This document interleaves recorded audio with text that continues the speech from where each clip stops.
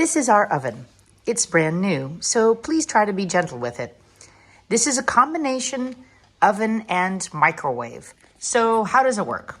Let's just do the basics for now. This side here all has to do with the microwave. This is the left side of the oven. You can go ahead and ignore this first one. This is about settings. As you turn this dial, you'll see the watts change around. This one is 1,000 watts for really heavy duty stuff, 500 watts. So you can kind of adjust it there.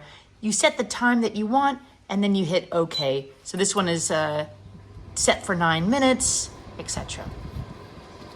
Now, the other side, this is in the off position. You definitely want to have it there when you leave the house. So when you look at the other side, the right side, this has to do with the oven. So you can basically see all the different functions, top grill. This is kind of power grill. I don't know what that sounds. It sounds very scary. This is with a little bit of air in there. So make sure that when the oven is off, the oven is set here. It will go on and on and on forever unless it is switched off. That's it.